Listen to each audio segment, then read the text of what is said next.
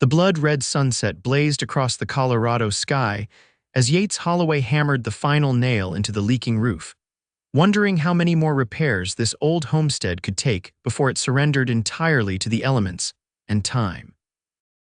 1876 had been a cruel year for the Holloway family in Julesburg, Colorado, first taking his beloved wife Martha during childbirth in the bitter January cold, and now threatening to take their home through neglect as summer turned to fall. Pa, Samuel's done gone and fallen in the creek again. Came the urgent shout from 8-year-old William, the middle child and self-appointed messenger of his younger brother's misadventures. Yates sighed, sliding his hammer into his belt as he carefully navigated down the ladder. At 32, he felt twice that age, worn down by grief and the relentless responsibility of raising 3 boys alone on their modest cattle ranch just outside of town. "Where's Daniel?" he called, referring to his eldest son, now 11, who was supposed to be watching his younger brothers. "Chasing after him, Pa, but Samuel's clothes are soaked through." The daily crises never ended. Yates strode across the yard, his long legs covering ground quickly as he headed toward the creek that bordered their property. The September air was turning cooler as evening approached, and a wet child meant another potential illness he couldn't afford in money or heart. He found Daniel struggling to drag a soggy, crying Samuel up the creek bank. At 5 years old, Samuel was the spitting image of his mother's same chestnut hair, same stubbornness. He was trying to catch frogs, Daniel explained, his young face serious with responsibility beyond his years. "I just wanted one little frog," Samuel sniffled, water dripping from his hair. Yates lifted his youngest into his arms, feeling the cold dampness seep into his own shirt. "What have I told you about going to the creek without me?" "Not to," Samuel mumbled. "That's right, not to." Yates tried to keep his voice stern, but exhaustion softened his tone. "Let's get you dried off before you catch your death." The 4 Holloways trudged back toward their 2-story farmhouse. It was a decent-sized home, built with optimism when Yates and Martha had first settled here 7 years ago. Now it felt both empty without her and cluttered with the chaos of 3 boys and 1 overwhelmed father. As they approached the house, Yates noticed a figure standing on their porch, a woman in a dark blue dress, her honey blonde hair tucked neatly beneath a modest bonnet. She held something in her hands and appeared to be waiting. "Who's that, Pa?" William whispered. Suddenly shy, Yates squinted. "Mrs. Zabek, I believe." Grace Zabek had moved into the Henderson place next door about 2 months ago after her husband died somewhere back east. Yates had tipped his hat to her in town a few times, but they'd exchanged little more than pleasantries. As they drew closer, Grace straightened, offering a tentative smile. "Good evening, Mr. Holloway," she called, her voice carrying a slight Eastern lilt. "I hope I'm not intruding." "Not at all, Mrs. Zabek, just dealing with a little creek adventure." He nodded toward Samuel, who was still dripping and beginning to shiver. "Oh my," Grace said, genuine concern crossing her features. She looked to be in her late 20s, her face pretty but marked by the same kind of weariness Yates recognized from his own mirror. "Poor little one, he needs warming up quick." "Yes, madam, what brings you by?" Yates asked, climbing the porch steps with Samuel still in his arms. She lifted what she was holding, a covered pie dish. "I baked too much apple pie for just myself. Thought perhaps you and the boys might enjoy some." The simple kindness nearly undid him. It had been months since anyone had offered such a neighborly gesture, most folks in town giving the widower and his boys a wide berth, unsure how to help or afraid of intruding on grief. "That's mighty kind," Yates managed, his voice rougher than intended. "Boys, what do you say to Mrs. Zabek?" "Thank you, madam," they chorused, Daniel and William eyeing the pie with undisguised longing. "You're very welcome." Grace hesitated, then added, "Would you like me to help get this little one dried off while you see to dinner? I don't mean to overstep, but—" Before Yates could respond, Samuel sneezed loudly.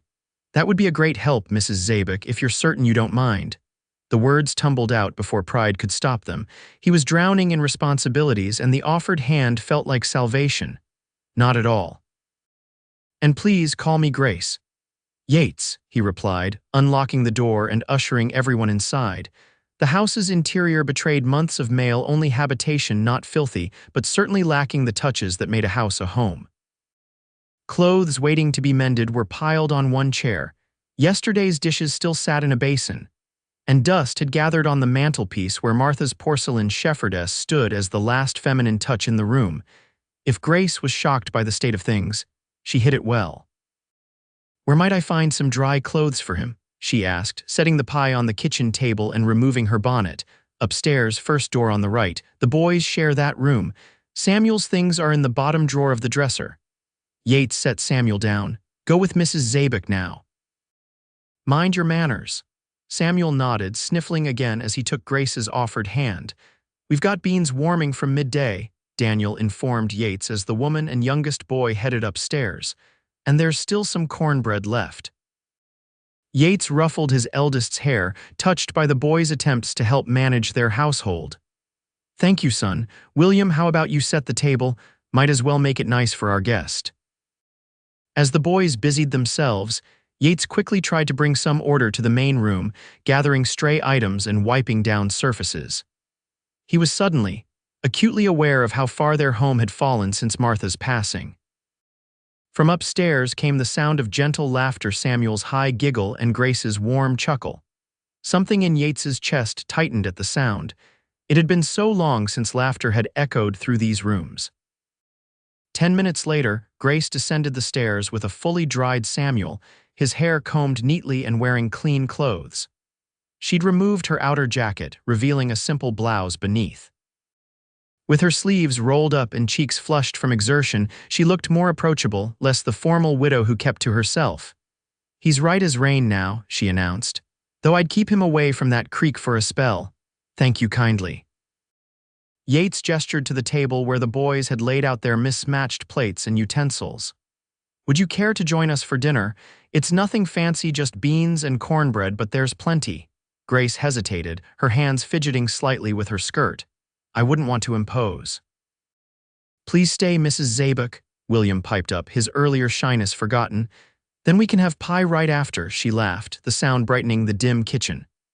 "Well, when you put it that way, how could I refuse?" That simple dinner marked the beginning of a change in the Holloway household.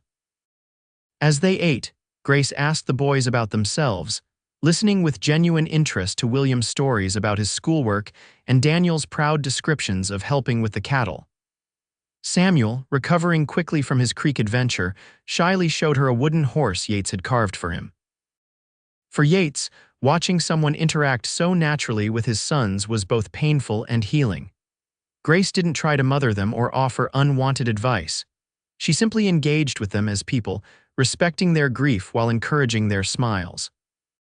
As darkness fell outside, Yates lit the lamps and served the apple pie, which proved to be the best any of them had tasted since Martha's passing.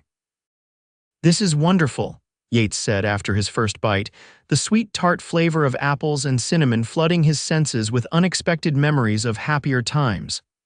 "My grandmother's recipe," Grace explained, a hint of pride in her voice. She always said the secret was a splash of lemon juice in with the apples. When the pie was reduced to crumbs and Samuel was yawning widely, Grace rose to leave. "Thank you for sharing your dinner with me," she said, collecting her bonnet and jacket. Yates walked her to the door, suddenly reluctant to see her go. "Thank you for the pie and for helping with Samuel. It's been—" He searched for words that wouldn't reveal too much of his struggle. "A challenging time."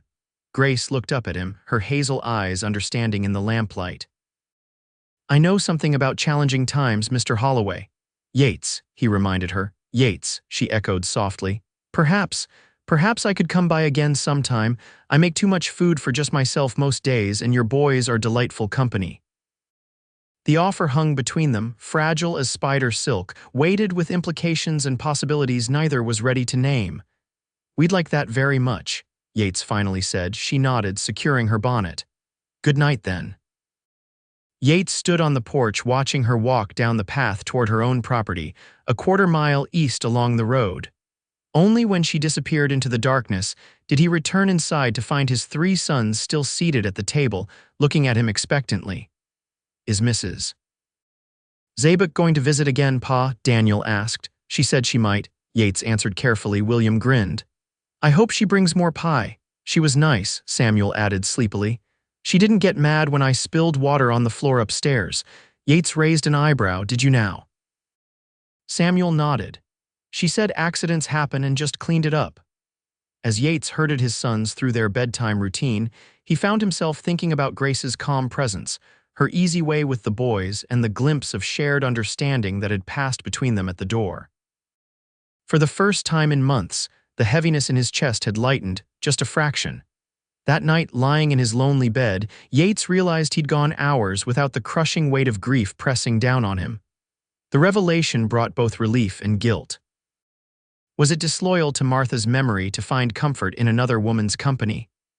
Or would Martha, who had loved him so fiercely, want him to find moments of peace wherever they appeared?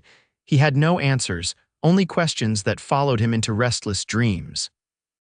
True to her word, Grace returned 3 days later, this time with a basket containing a freshly roasted chicken and some early autumn vegetables from her garden. The boys greeted her with enthusiasm bordering on reverence, partly for the food she brought, but also for the feminine energy she carried into their bachelor existence. "I was just about to mend some shirts," Yates explained awkwardly, caught with needle and thread when she knocked. "The boys are growing faster than I can keep up with." Grace set down her basket and removed her gloves. "May I see? I've always had a knack for mending." Before Yates could protest that he didn't expect such help, she had taken the shirt from his hands and examined his rudimentary stitching with a critical but kind eye. "Not bad at all for a rancher," she commented, "but I could show you a sturdier stitch for these seams. They'll last longer with growing boys." For the next hour, they sat at the kitchen table while Grace demonstrated proper mending techniques.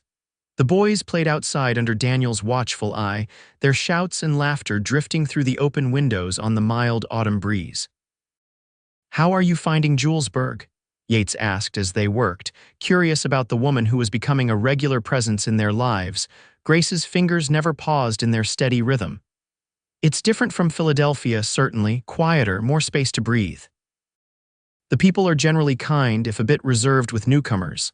Philadelphia, that's quite a change," she nodded, her eyes on her stitching.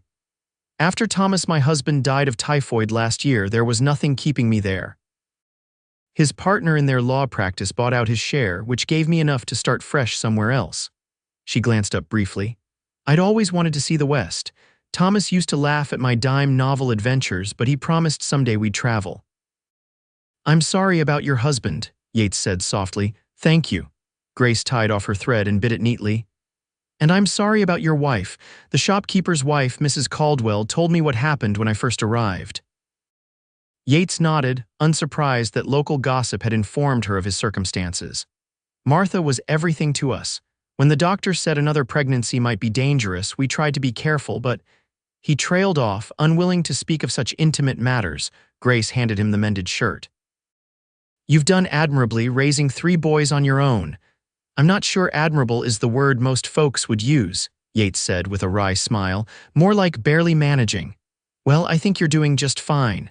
She picked up another shirt from the pile. "Now, shall we continue your sewing lesson?" That evening, Grace stayed for dinner again. This time, she insisted on helping prepare the meal, teaching Yates how to properly season the chicken and make gravy from the drippings. The boys set the table without being asked, eager to impress their visitor. Over the next few weeks, a pattern emerged. Grace would appear every few days, usually bearing food or some small offering, a jar of preserves, a loaf of bread, mended stockings for the boys. She never stayed too late or imposed herself, but each visit lasted a little longer than the one before. Yates found himself looking forward to these visits with an anticipation that both confused and excited him. They talked while they worked about books they'd read, about the cattle business, about the challenges of managing a household alone. Grace knew how to listen, but she also had opinions and wasn't afraid to share them. "You really should consider hiring that Cooper boy to help with the cattle," she remarked one afternoon as she helped Yates sort through a box of Martha's old fabric, selecting pieces that could be repurposed for the boys' clothes. "Daniel's a good helper, but he's still a child. He needs time for schoolwork and just being a boy." Yates paused, holding a square of blue gingham that had once been part of a dress Martha wore on Sundays. "The budget's tight. Not sure I can afford help right now." Grace considered this, her practical nature taking over. "What if it were just part-time? And perhaps you could offer him meals as part of his wages. Mrs. Cooper has 7 children to feed. I'm sure she'd appreciate one mouth being taken care of elsewhere occasionally." The suggestion was sensible, like most of Grace's ideas. Yates found himself nodding. "I'll speak with him after church on Sunday." These small decisions, made with Grace's gentle input, gradually began to improve the Holloway family's circumstances. The house grew cleaner and more organized. The boys' clothes stayed mended and proper. Meals became more regular and nutritious. One crisp October morning, Grace arrived to find Yates struggling to get the boys ready for school while simultaneously trying to deal with a sick calf in the barn.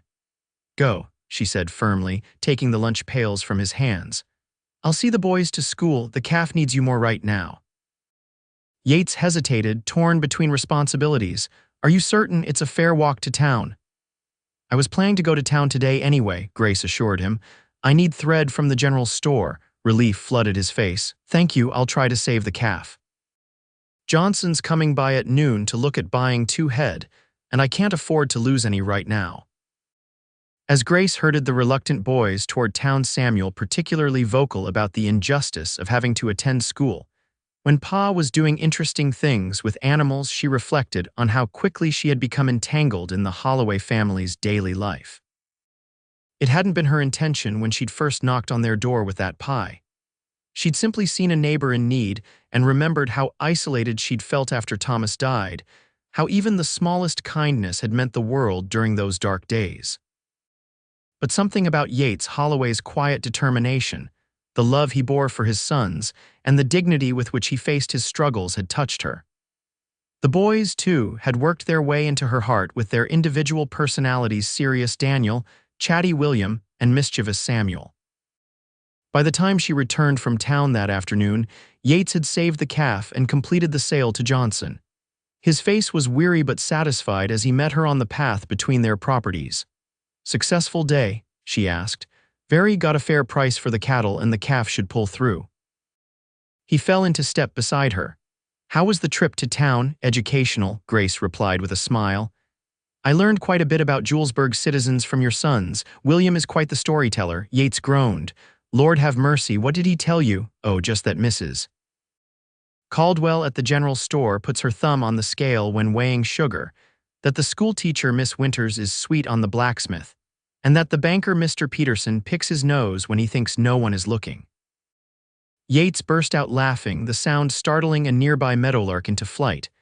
"I should apologize for my son's loose tongue, but I suspect all of that is probably true." Grace's own laughter joined his. "I believe it is. Your boys see everything." They walked in companionable silence for a moment before Yates spoke again, more seriously. "The boys will be home from school soon. Would you care to stay for supper again? It's my turn to cook, I believe." Grace considered the invitation. She'd already spent most of the day helping his family. The sensible thing would be to return to her own home, to maintain some boundaries in this unusual relationship they were developing. But the thought of her empty house held little appeal compared to the warm chaos of the Holloway home.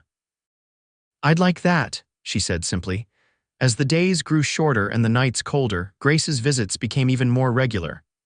She was now at the Holloway home almost daily, sometimes staying from morning until after the boys were in bed. She taught Yates to cook new dishes, helped the boys with their schoolwork, and gradually brought order to the household. The townsfolk began to notice, of course. In a place as small as Julesburg, nothing went unobserved for long. Whispers followed Grace when she went to town, some approving of her Christian charity toward the widower and his sons, others questioning her propriety in spending so much time at a man's home, even with children present. "Mrs.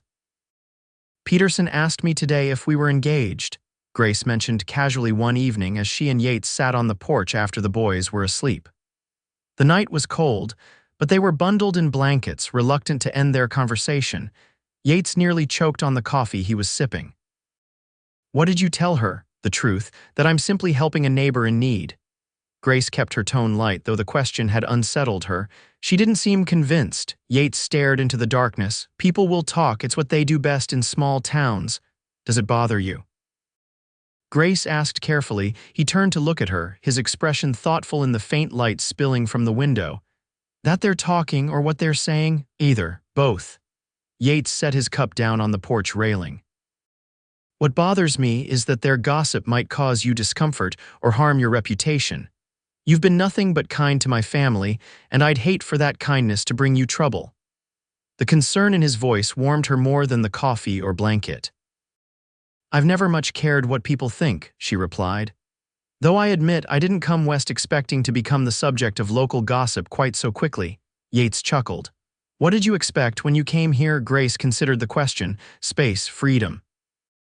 A chance to define myself outside of being poor Mrs. Zabek, the young widow in Philadelphia. I was drowning in sympathy and expectations. And have you found what you were looking for? She looked up at the vast canopy of stars, so much more visible here than in the city. I believe I have. Though perhaps not in the way I expected. The air between them seemed to thicken with unspoken thoughts.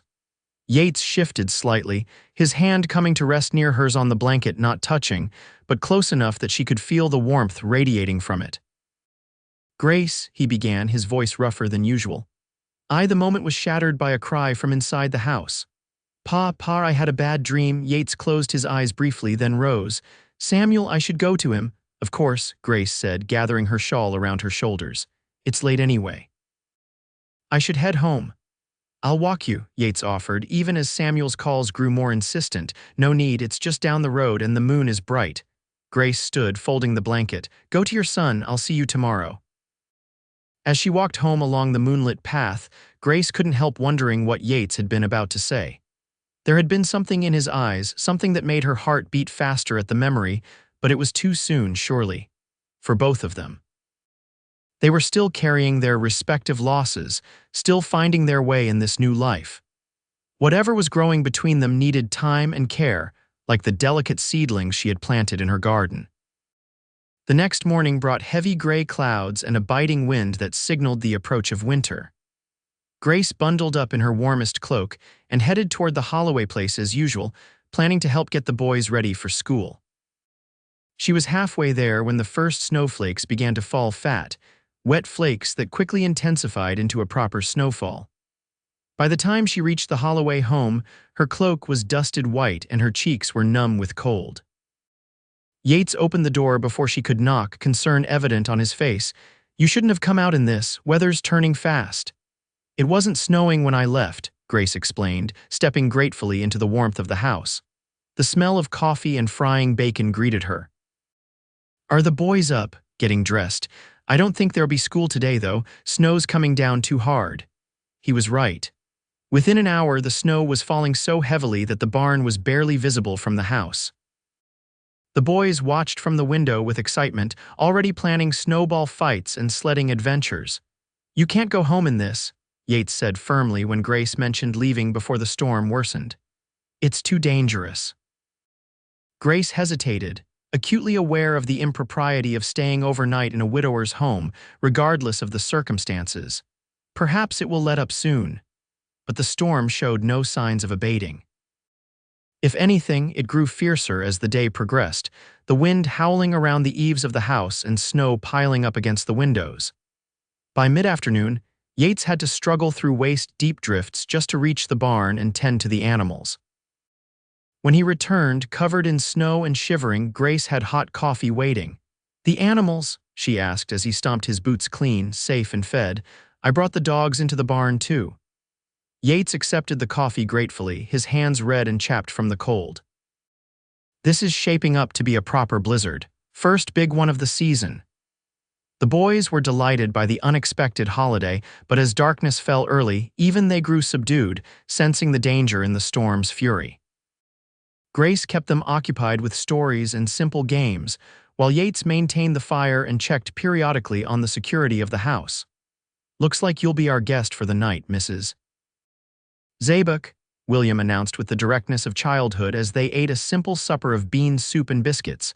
Grace exchanged a glance with Yates, who looked both apologetic and resigned. It seems so, she agreed. Your father has kindly offered to sleep on the sofa so I may use his room. But Pa's too tall for the sofa, Samuel protested. His feet hang off the end. I saw him sleeping there once when he was sick. I'll be fine for one night, Samuel, Yates assured him. "We need to be proper hosts to Mrs. Zabek."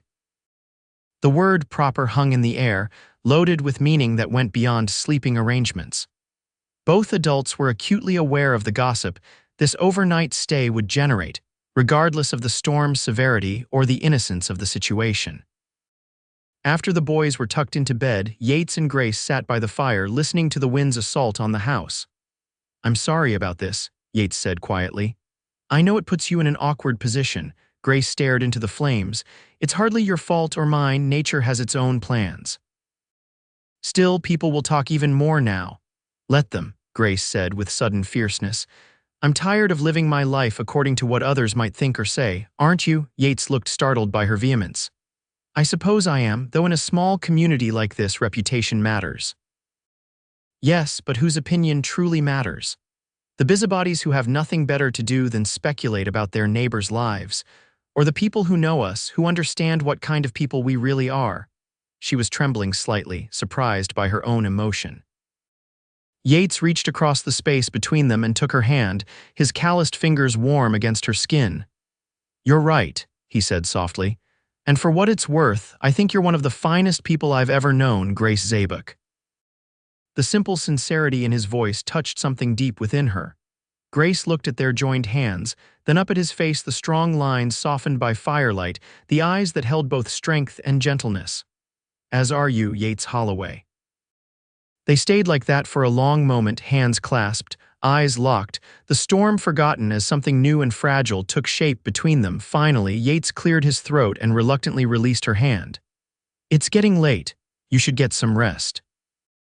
"My room is ready for you, fresh sheets and everything." Grace nodded, suddenly shy. "Thank you. Good night, Yates." "Good night, Grace." As she climbed the stairs to his bedroom, Grace was acutely aware that she was entering the most private space of the man, who was rapidly becoming essential to her happiness.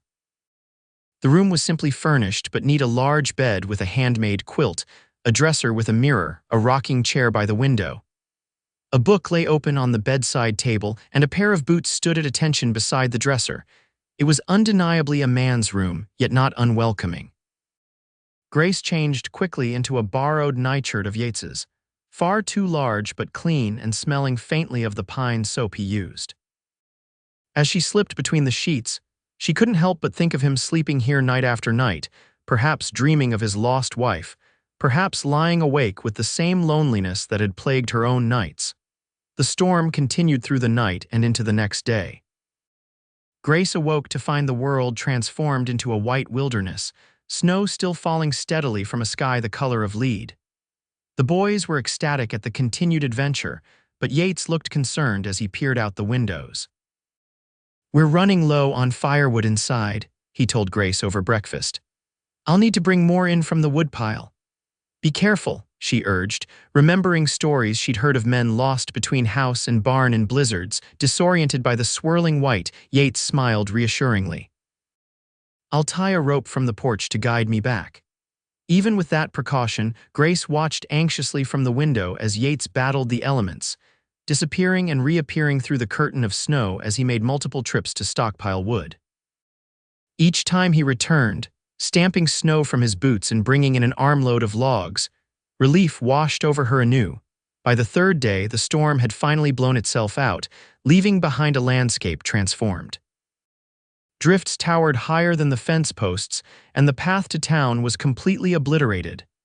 The sun emerged, brilliant and blinding against the white expanse. "I need to check on my place," Grace said after breakfast, though the thought of leaving the warm camaraderie of the Holloway household was surprisingly difficult. "Make sure everything's still standing." "I'll come with you," Yates offered.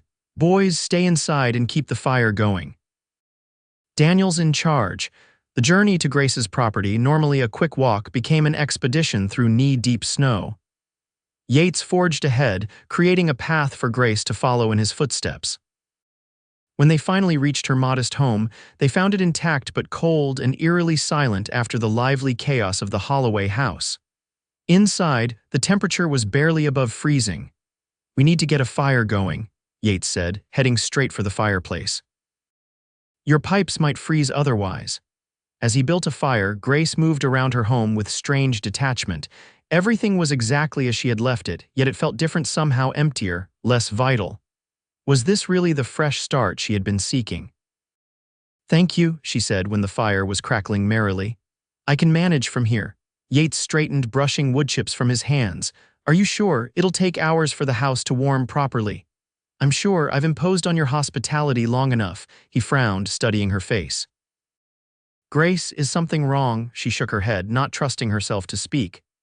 How could she explain that 3 days in his home had shown her what she was missing, not just companionship, but the specific joy of being with him and his sons? "You haven't imposed," Yates said quietly. "You've been a blessing to all of us." The sincerity in his voice nearly broke her composure. "Yates, before she could finish, a shout came from outside, followed by excited barking. They hurried to the door to find Daniel and William trudging through the snow toward them, followed by the family's dog, Rufus. "Pa," Daniel called, waving frantically. "Samuel's sick. He's burning up and saying his throat hurts real bad." Fear flashed across Yates's face. "I told you boys to stay put." "We did, but then Samuel started crying and his face got all red. And go back to the house now," Yates ordered, already moving toward the path they'd created. "I'm coming." He turned to Grace, apology and worry warring in his expression. "I have to go." "Of course you do. I'm coming too." They hurried back through the snow, anxiety lending speed to their steps. Grace found herself praying silently as they went, memories of Thomas's rapid decline from typhoid still painfully fresh. Childhood illnesses could turn deadly so quickly out here, far from doctors and proper medicines. Samuel was indeed burning with fever when they reached him, his small face flushed and eyes glassy. He whimpered when Grace laid a gentle hand on his forehead. "It hurts, Pa," he croaked, pointing to his throat. "I know, son, we're going to help you feel better." Yates looked to Grace, naked fear in his eyes. "What should we do?" The trust implicit in his question steeled Grace's resolve. "First, we need to bring his fever down." Cold compresses on his forehead and the back of his neck. Then willow bark tea for the pain and fever. She took charge with calm efficiency, drawing on memories of nursing Thomas and knowledge gleaned from her mother's home remedies. Yates followed her instructions without question, his focus entirely on his suffering son. By evening, Samuel's fever had lessened slightly, but he was still clearly ill. Grace sat beside his bed, gently spooning broth between his cracked lips while Yates attended to the necessary evening chores. "Will he be all right?" William asked from the doorway, his usual boisterous manner subdued by worry. "I believe so," Grace assured him, though concern gnawed at her. "Your brother is strong." "Ma died when she got sick," William said softly, voicing the fear that hung unspoken in the house. Grace beckoned him closer. "This is different, William. Your mother's situation was more complicated. Samuel has a sore throat and fever, which many children get and recover from." William nodded, but didn't look entirely convinced. "I'm glad you're here," he said simply before slipping away. The night that followed was long and anxious. Samuel's fever rose again after midnight, prompting Grace to apply more cold compresses and spoon more willow bark tea into him. Yates refused to leave his son's side, his face gray with exhaustion and fear. "You should rest," Grace told him gently. "I can watch him." Yates shook his head. "I can't if something were to happen while I slept." "I understand." She squeezed his shoulder. "Then we'll both watch." Dawn was breaking when Samuel's fever finally broke, his small body cooling as sweat soaked his nightshirt. The relief in Yates's eyes was profound as he carefully changed his son into dry clothes. "Thank God," he whispered, pressing a kiss to Samuel's damp forehead. "And thank you, Grace. I don't know what we would have done without you." Exhaustion hit them both then, the adrenaline of fear giving way to bone-deep weariness. Grace slumped in her chair beside Samuel's bed, her eyes heavy. "Go sleep in my room," Yates urged. "I'll stay with him a while longer." Too tired to argue, Grace nodded and made her way to Yates's bedroom, collapsing fully clothed onto the bed. She was asleep almost instantly. When she woke hours later, the house was quiet. Sunlight streamed through the window, suggesting it was well into the afternoon. Grace sat up groggily, disoriented for a moment before remembering the events of the night. Samuel. She needed to check on Samuel. She hurried downstairs to find the main room empty but tidy. Following the sound of quiet voices, she discovered Yates and all 3 boys in the kitchen. Samuel was propped in a chair at the table, pale but alert, a blanket around his shoulders. "Mrs. Zabek," William exclaimed when he saw her. "Pa said not to wake you 'cause you were up all night helping Samuel." Relief flooded through her at the sight of the youngest Holloway looking so much improved. "How are you feeling, Samuel?" "Better," he answered, his voice still raspy. "My throat doesn't hurt as bad now." Yates turned from the stove where he was stirring something that smelled surprisingly appetizing. "Good afternoon," he said, his smile tired but genuine. "Hungry, I'm making potato soup, one of the few things I can cook without supervision." "Starving," Grace admitted, taking a seat at the table. The domesticity of the scene struck her forcefully, the four Holloways and herself, sharing a meal after weathering a crisis together. It felt right in a way she hadn't expected.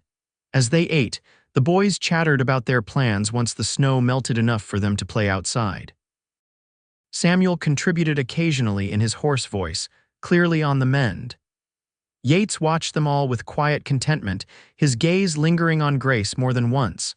After lunch, Grace insisted on washing the dishes while Yates got Samuel settled on the sofa with a book. The other boys went upstairs to play a game of checkers. "I should probably try to make it back to my place before dark," Grace said as she dried the last plate. "The snow's starting to melt and the path should be clearer now." Yates leaned against the counter watching her work. "Must you go?" The simple question held worlds of meaning. Grace set the plate down carefully. "Yates, we need to consider appearances. I've already stayed here several nights. Because of the storm and Samuel's illness, no one could fault that." "People will find reasons to fault whatever they wish to," Grace pointed out. "You know how tongues wag in town." Yates straightened, his expression suddenly resolved. "Let them wag. Grace, these past months with you in our lives have been, I can't even find the words. You've brought light back into this house. The boys adore you and he took a deep breath. "I find myself thinking about you constantly. When you're here, everything seems possible again. When you're gone, I count the hours until you return." Grace's heart hammered in her chest. "Yates, I know it's soon," he continued, moving closer. "I know we're both still carrying our losses, but life out here is uncertain and often short. The blizzard and Samuel's fever have reminded me of that. Why should we deny ourselves happiness when we've found it in each other?" He took her hands in his touch warm and sure. "I'm not proposing marriage, not yet. That would be too soon for both of us. But I am asking if you might consider a future where our lives remain joined in some way, where you don't have to leave each evening, where we face whatever comes together." Grace looked up into his earnest face, this man who had endured so much yet remained kind and honorable. She thought of his sons, who had welcomed her into their lives with open hearts. She thought of her empty house and the loneliness that awaited her there. "I've been fighting my feelings," she admitted softly. "Telling myself it was too soon, that I was simply being neighborly. But the truth is, I look forward to seeing you every day, all of you. Being here feels like coming home in a way that my own house never has." Hope blazed in Yates's eyes. "Then stay, not forever, not yet, but stay longer, stay through Samuel's recovery, stay until we both know for certain what this is between us." It was reckless, perhaps. Improper, certainly. But in that moment, Grace couldn't bring herself to care about the opinions of people who hadn't walked in her shoes or Yates's. "Yes," she said simply. "I'll stay." The days that followed took on a new sweetness as Grace and Yates cautiously explored their growing feelings for each other. Samuel recovered quickly under their combined care, and soon the boys were able to venture outside again, building snow forts and having epic snowball battles in the yard. Grace divided her time between the Holloway home and her own property, bringing over more of her belongings bit by bit. They developed a routine. She would help with the boys in the mornings, return to her house for a few hours to tend to her own affairs, then join the Holloways again for the evening. As November progressed toward Thanksgiving, the weather turned milder, melting much of the snow and making travel to town possible again. Grace and Yates made the trip together to stock up on supplies, consciously presenting a united front to the curious townspeople. There were raised eyebrows and whispered comments, of course, but also genuine well-wishes from those who had seen Yates's struggle since Martha's death and Grace's loneliness since arriving in Julesburg. "You two make a fine couple, Mrs. Caldwell said approvingly as she wrapped their purchases at the general store. Those boys need a mother's touch. Grace tensed, waiting for Yates to correct the assumption about their relationship, but he simply smiled and thanked the shopkeeper, his hand coming to rest lightly at the small of Grace's back as they left the store. You didn't correct her, Grace noted as they loaded the supplies into the wagon. Yates shrugged, his expression thoughtful. Didn't see the point. People will believe what they want to believe, and besides. He paused, looking at her with such tenderness that it took her breath away. It's not so far from what I hope might be true someday. The admission hung between them, shimmering with possibility. Grace felt a blush warm her cheeks despite the November chill. We should get back, she said softly. The boys will be home from school soon. Yates nodded, helping her up onto the wagon seat before climbing up beside her.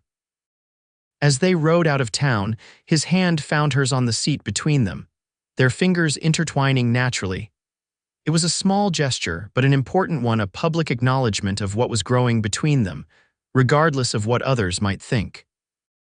That evening, after the boys were in bed, Yates and Grace sat on the porch despite the cold, bundled in blankets and sipping hot coffee as they looked up at the stars. It had become their special time, these quiet conversations after the day's work was done. I was thinking about Thanksgiving, Grace said, her breath fogging in the crisp air. It's less than 2 weeks away. Yates agreed, his shoulder warm against hers.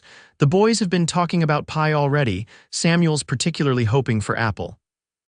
Grace smiled, touched by the hint that her first offering had made such an impression.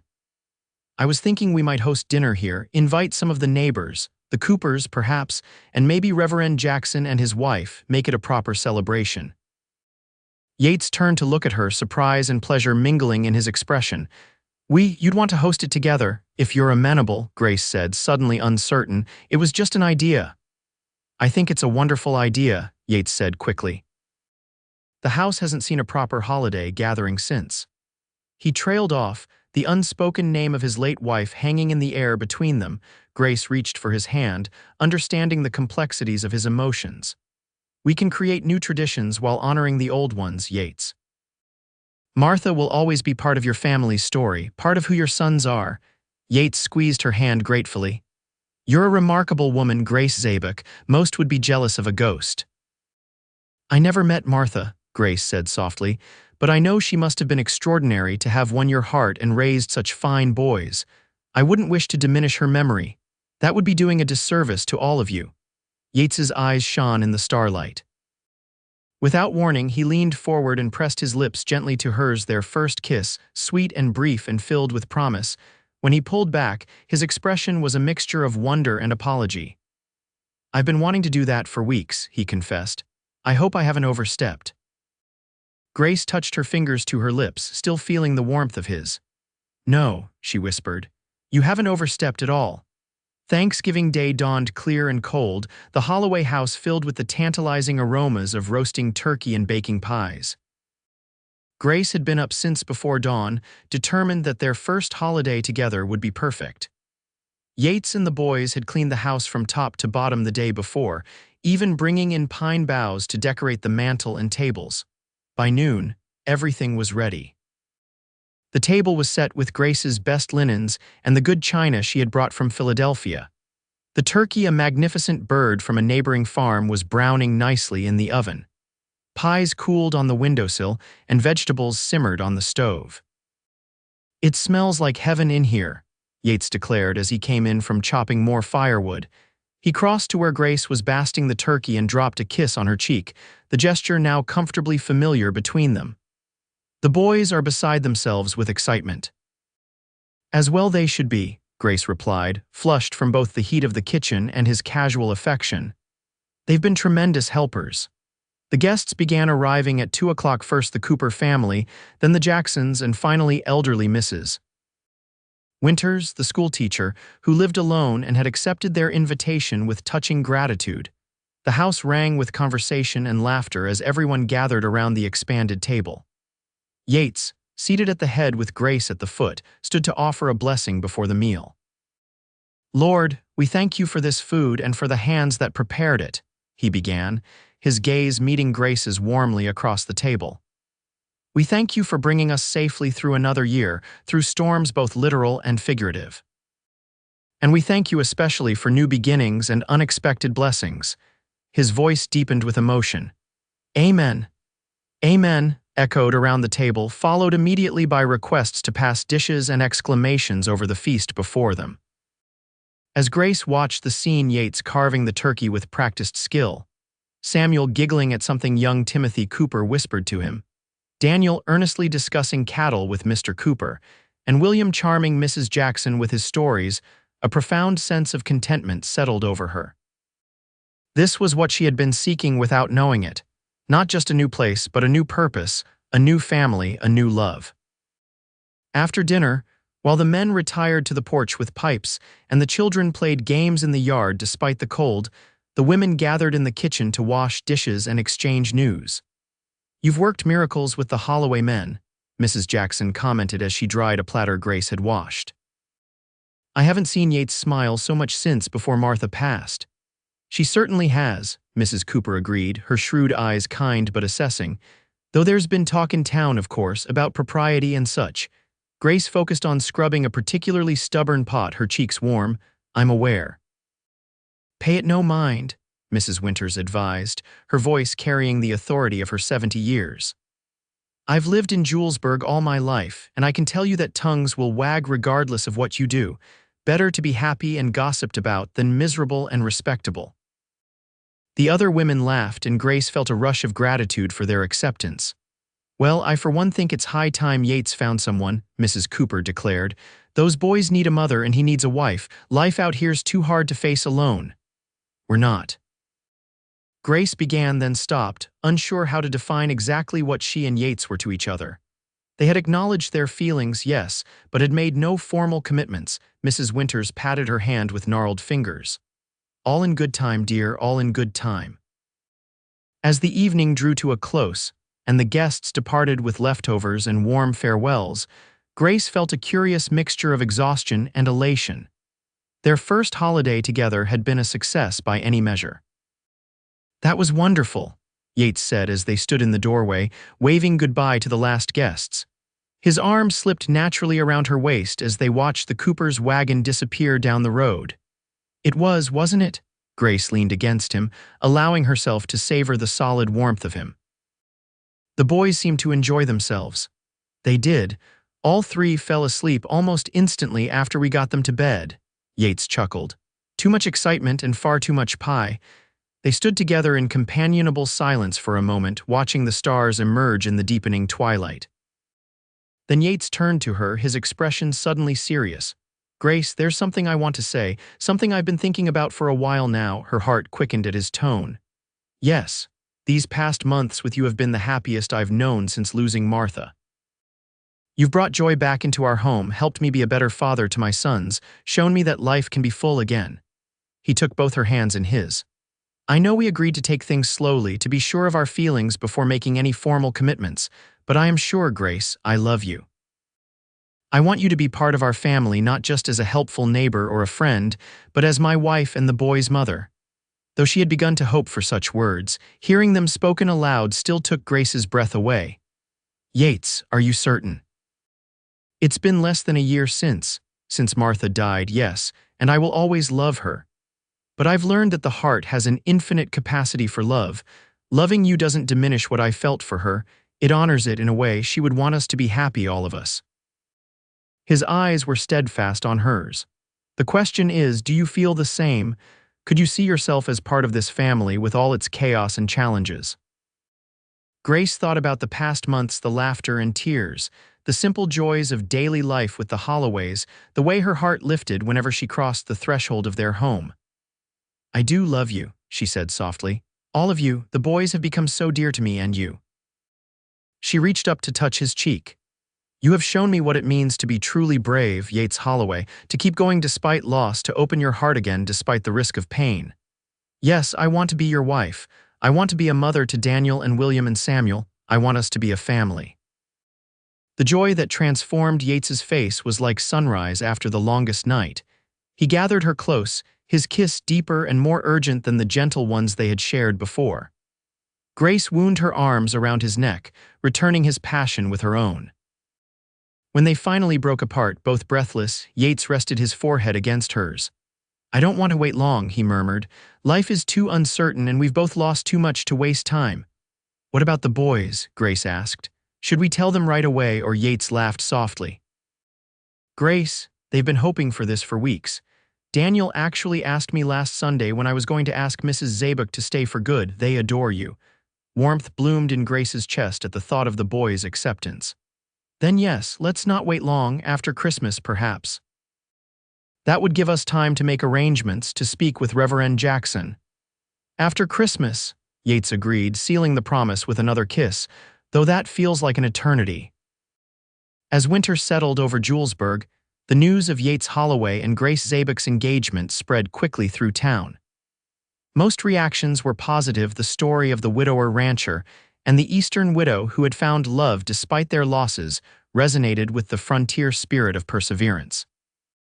Grace began the process of sorting through her belongings, deciding what to bring to the Holloway home and what to sell with her property in the spring. The boys helped enthusiastically, each claiming items they particularly liked for their own rooms. "Will you be our mother now?" Samuel asked one snowy afternoon as he helped Grace pack books into crates. The directness of the question made Grace pause. "I would very much like to be," she said carefully. "If that's something you would want, I know your real mother can never be replaced." Samuel considered this with surprising seriousness for a 5-year-old. "I don't remember her much," he admitted sadly. "Just her smell like flowers and the songs she used to sing." Grace's heart ached for the little boy who would grow up with only faint memories of the woman who had given him life. "Your father and brothers will always share their memories of her with you," she promised. "And I would be honored to be your mother now, to love you and care for you as she would have wanted." Samuel nodded, apparently satisfied. "I think I'd like that, and I think Ma would too. Pa says she was always kind." "Then I will try my best to be kind too," Grace said, blinking back sudden tears. William and Daniel expressed similar sentiments in their own ways, William with his characteristic exuberance, declaring that having Grace as their mother would be the absolute best thing ever. And Daniel with quiet approval, asking thoughtful questions about how their household would change. As Christmas approached, the Holloway home, soon to be the Holloway Zabek home, was transformed with festive decorations. Grace taught the boys to string popcorn and cranberries for the small pine tree Yates had cut from their land. They made paper ornaments and hung stockings from the mantel, including one for Grace. On Christmas Eve, they attended the special service at the church in town, the Holloway family and Grace sitting together in a pew near the front. There were a few whispers and glances, but mostly warm smiles of approval. After the service, Reverend Jackson pulled Yates aside for a brief conversation, then approached Grace with a smile. "Yates tells me we'll be having a wedding soon after the new year," he said, his eyes twinkling. "I couldn't be more pleased for both of you." "Thank you, Reverend," Grace replied, touched by his genuine happiness for them. "It means a great deal to have your blessing." "Love is a gift from God," the elderly minister said simply, "especially when it comes after sorrow. I see his hand in bringing you two together." Christmas morning dawned bright and cold, the sun glinting off fresh snow as the Holloway household erupted into festive chaos. The boys woke at dawn, their excited voices carrying through the house as they discovered the gifts Grace and Yates had placed under the tree after they went to sleep. Grace had returned to her own home late on Christmas Eve, despite Yates's protests. "Just a few more nights of propriety," she had insisted with a smile, "then a lifetime together." Now she knocked on the door, arms laden with additional gifts and a basket of fresh cinnamon rolls she had baked that morning. Daniel flung the door open, his face alight with excitement. "Grace.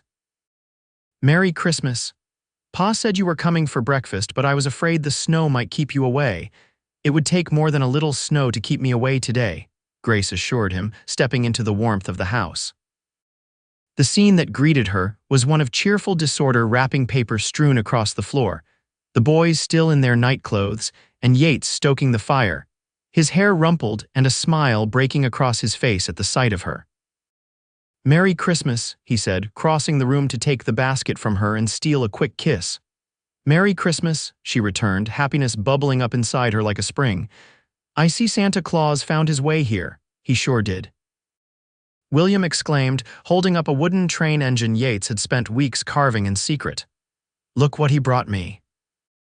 The morning unfolded in a haze of joy, eating cinnamon rolls by the fire, opening the remaining gifts, the boys playing with their new treasures while Grace and Yates exchanged meaningful glances over their coffee cups.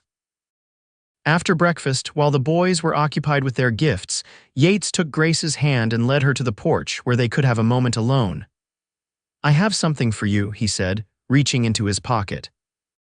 Something that was meant to wait until our wedding day, but I find I can't wait any longer.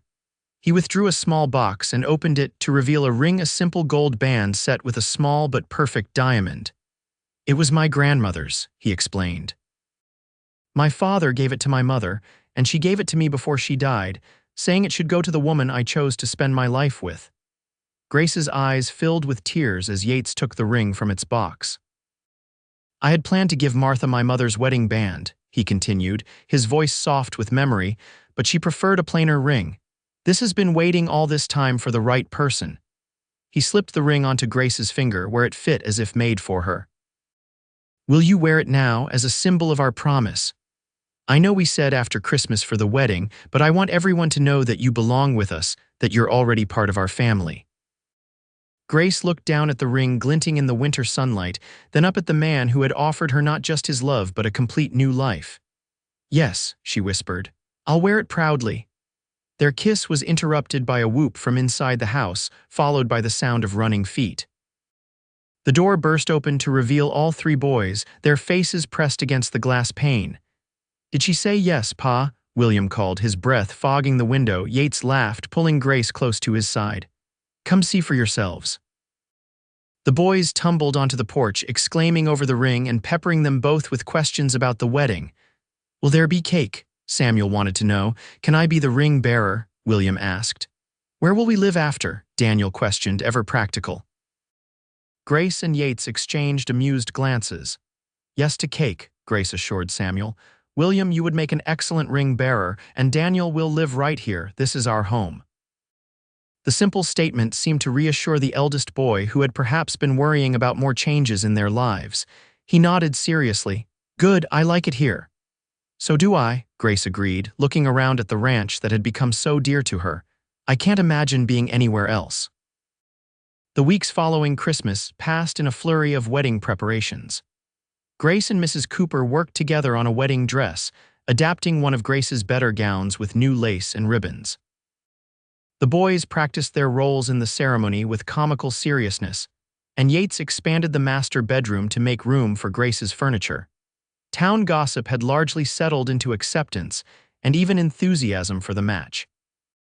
Several of the local women organized a small wedding shower for Grace, presenting her with handmade gifts for her new home and family. It's not every day we get a new bride in Julesburg, Mrs. Caldwell explained as she presented Grace with a set of embroidered dish towels. And certainly not one who's already proven herself as capable as you, my dear. The wedding was set for January 15, 1877, a date chosen partly for practical reasons after the worst of winter's fury, before spring work began, and partly because neither Yates nor Grace wanted to wait longer than necessary. The night before the wedding, Grace stayed at her own house for the last time, packing the final items she would take to her new home. The small building felt empty now, most of her belongings already transferred to the Holloway ranch. She had found a buyer, a young man from Denver looking to establish a small farm who would take possession in the spring. As she stood in the quiet house, Grace found herself thinking about the journey that had brought her here. The grief of losing Thomas, the bold decision to move west alone, the chance meeting with a widower and his 3 boys that had changed everything. If someone had told her a year ago that she would be marrying again, becoming a mother to 3 children, and settling permanently in a small Colorado ranching community, she would have thought them mad. Yet here she was, on the eve of exactly that future, her heart full of certainty and joy. A knock at the door startled her from her reverie. Opening it, she found Yates standing on her porch, snowflakes dusting his shoulders and hat. Isn't it bad luck to see the bride before the wedding? She teased, though her heart leapt at the sight of him. "Only in the wedding dress, I believe," he replied with a smile, "and I couldn't stay away. The boys are with Mrs. Cooper for the night, and the house felt too empty without all of you." Grace opened the door wider. "Come in. I was just having a moment of reflection." "Good reflections, I hope." Yates asked, removing his hat and coat. "The best kind." Grace led him to the small sitting room where a fire burned low in the grate. "Thinking about how much my life has changed since coming to Julesburg, how much happiness I've found here when all I was looking for was a fresh start." Yates took her hands, his thumbs tracing circles on her wrists. "Any doubts? Not a single one," she assured him. Only about how I got so lucky," he said, his eyes warm with love. "The boys are beside themselves with excitement." Samuel could barely eat his supper for talking about the wedding cake. Grace laughed, picturing the youngest Holloway's enthusiasm. "And Daniel and William?" "William's been practicing his role as ring bearer until I thought he'd wear a path in the floor, and Daniel." Yates's expression softened. "Daniel asked if he could call you Ma after tomorrow. I told him that was entirely up to you." Tears sprang to Grace's eyes at the thought of the serious 11-year-old making such a request. "I would be honored," she whispered. "Truly honored." Yates pulled her close, his arms encircling her waist. "One more night," he murmured against her hair. "Then we start our life together properly. No more goodbyes at the door, no more worrying about what the town thinks." "One more night," Grace agreed, tilting her face up for his kiss. "Though you should go soon, or there will be even more for the gossips to discuss." Yates groaned dramatically. "You're right, of course, but know that leaving you tonight is the hardest thing I'll ever do." "Until you have to refuse Samuel a third piece of wedding cake tomorrow," Grace teased. Yates laughed, the sound rich and warm in the quiet room. "You know my sons too well already." "Our sons," Grace corrected gently. "After tomorrow, they're ours together." The light that kindled in Yates's eyes at her words was worth every hardship she had endured to reach this moment. "Our sons," he repeated. "Our family, our life together." One final kiss, lingering and full of promise, and then he was gone, disappearing into the snowy night with a wave and a smile that Grace carried with her into dreams of tomorrow and all the days to follow. The wedding day dawned clear and cold, the sun turning the snow-covered landscape into a sea of diamonds. Grace dressed carefully in her refurbished gown, Mrs. Cooper helping with the buttons and arranging her hair in a simple but elegant style. Adorned with sprigs of dried lavender and small white flowers, Mrs. Winters had somehow coaxed to bloom in her indoor garden. "You look beautiful, my dear, Mrs. Cooper declared, stepping back to admire her handiwork. "Yates won't know what hit him," Grace smiled, studying her reflection in the small mirror. The woman who looked back at her seemed younger somehow, the shadows of grief that had marked her face when she first arrived in Julesburg replaced by a glow of happiness and purpose. The church was full when they arrived, nearly everyone in town having turned out for the occasion. Grace paused in the vestibule, suddenly overcome by the magnitude of the moment. This wasn't just a wedding, it was the beginning of a new chapter for 4 people whose lives had been shattered by loss and rebuilt through love. The music began. A simple melody played on Mrs. Jackson's pump organ. The doors opened, and Grace saw the Holloway men waiting at the altar. Yates handsome in his best suit, flanked by Daniel and Samuel in their Sunday clothes, and William standing proudly to the side, a small cushion bearing the wedding bands clutched in his hands. As she walked down the aisle on Mr. Cooper's arm, the older man having kindly offered to give her away in the absence of any family, Grace's eyes never left Yates's face. The love and wonder she saw there mirrored the feelings in her own heart. The ceremony itself was brief, but deeply meaningful. Reverend Jackson spoke eloquently about second chances and God's grace in bringing healing after sorrow. When it came time for the vows, Yates's voice was steady and sure as he promised to love, honor, and cherish Grace for all the days of their lives. When it was Grace's turn, she addressed not just Yates but all 3 boys. "I promise to be a loving wife to your father and a mother to you 3 brave boys. I promise to honor the memory of the woman who gave you life while helping you grow into the men you are meant to become. I promise to make our house a home filled with laughter and love, and to stand by all of you through whatever life brings our way." There wasn't a dry eye in the church by the time William stepped forward with the rings. As Yates slid the simple gold band onto Grace's finger to join her engagement ring, his hand trembled slightly, the only outward sign of the emotion Grace could see contained in his eyes. "I now pronounce you husband and wife," Reverend Jackson declared. "Yates, you may kiss your bride." The kiss was brief but tender, mindful of their audience yet conveying the depth of their commitment. When they turned to face the congregation as Mr. and Mrs. Holloway, the church erupted in applause and cheers. The celebration afterward in the church hall was joyous and lively. The women of the town had outdone themselves with food, including the 3-tiered wedding cake that had Samuel's eyes growing round as saucers. There was music and dancing, with Yates leading Grace in a waltz while the boys watched with varying degrees of interest and embarrassment. "Happy, Mrs. Holloway," Yates murmured as they moved around the floor. "Completely, Mr. Holloway," Grace replied, savoring the feeling of his hand at her waist and the warmth of his smile. "And you, more than I ever thought possible again." He pulled her imperceptibly closer. "I can't wait to take you home." Home, the word had never held such meaning for Grace. Not her childhood home in Boston, not the elegant townhouse she had shared with Thomas in Philadelphia, but a ranch house on the Colorado frontier, filled with the noise and energy of 3 growing boys and the love of a good man. As the afternoon waned, the newlyweds prepared to depart. Mrs. Cooper would take the boys for one more night, giving the couple a brief honeymoon before family life resumed in earnest. The boys surrounded Grace before she and Yates left, each with their own farewell. "Be good for Mrs. Cooper," she instructed, straightening William's collar. "Mind your manners and go to bed when she tells you." "We will," Daniel promised, his expression serious. "Ma," the word spoken for the first time brought fresh tears to Grace's eyes. She pulled him into a tight hug, then gathered all 3 boys close. "I love you all so much," she whispered.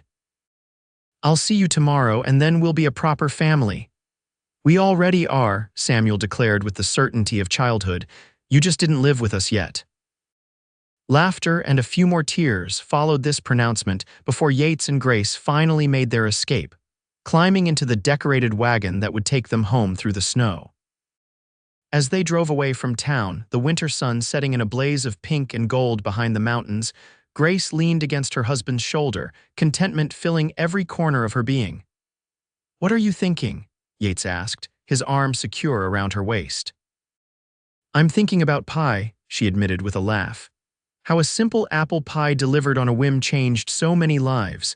Yates chuckled, the sound rumbling pleasantly against her side. "Best pie I ever tasted." "I'll have to bake you another for our anniversary each year," Grace mused, "to commemorate the day we met." "I'd like that," Yates said softly, "the first of many traditions for our new family." As the wagon crested the final hill, and their home came into view, smoke curling from the chimney where Yates had left a fire banked that morning, the barn and corrals dusted with snow. The trees they had planted together in the fall standing like sentinels along the drive, Grace felt a surge of gratitude so intense it nearly took her breath away. Life on the frontier was hard and often unforgiving. Both she and Yates knew the pain of devastating loss, yet here they were, beginning again, building something beautiful from the ashes of their previous lives. "Welcome home, Mrs. Holloway," Yates said as he drew the wagon to a halt before the house that was now truly hers. "It's good to be home," Grace replied, meaning every word with all her heart. "For good." Yates lifted her from the wagon and carried her across the threshold, both of them laughing at the traditional gesture. Inside, the house was warm and welcoming, ready for its new mistress and the life they would build together within its walls. As the years passed, the Holloway family thrived.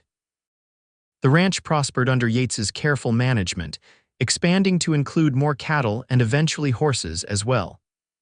Grace established a large vegetable garden and orchard, supplying not just their family but often sharing with neighbors during lean times. The boys grew and changed, Daniel following in his father's footsteps with a natural aptitude for ranching, William showing an unexpected talent for academics that eventually led him to college in Denver, and Samuel developing his mother's gift for storytelling, his adventures growing more elaborate with each passing year. 2 years after their wedding, Grace gave birth to a son they named Thomas Yates Holloway, honoring both their past loves and their new beginning. The older boys doted on their little brother, especially Samuel, who took his role as no longer the youngest extremely seriously. 2 years later, twin girls arrived, Emma and Elizabeth, completing their family and filling the house with even more love and chaos.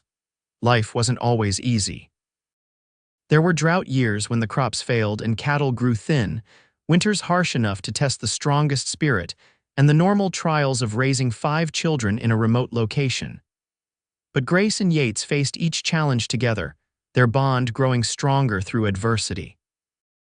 On their 10th wedding anniversary, as they sat on the porch watching their children play in the yard, the older boys, now young men, the younger ones racing about with endless energy, Yates took Grace's hand, running his thumb across the rings he had placed there a decade before. "Do you ever regret it?" he asked quietly. "Coming west, marrying a widower with 3 wild boys, taking on this hard life." Grace looked at their joined hands, weathered now from years of work but still strong. She thought of the journey that had brought her here, the grief that had nearly broken her, the courage it had taken to start over, and the unexpected joy she had found in this family that was now indisputably her own. "Not for a single moment," she answered truthfully. "Every step, every challenge, every tear and laugh and sleepless night brought us here to this life we've built together. How could I regret any of it?" Yates's smile, still capable of making her heart skip after all these years, was answer enough. As the sun set over their land and their children called them to join in a game, Grace Holloway offered a silent prayer of gratitude for the day, 10 years ago, when she had knocked on a stranger's door with a pie in her hands and found her way home.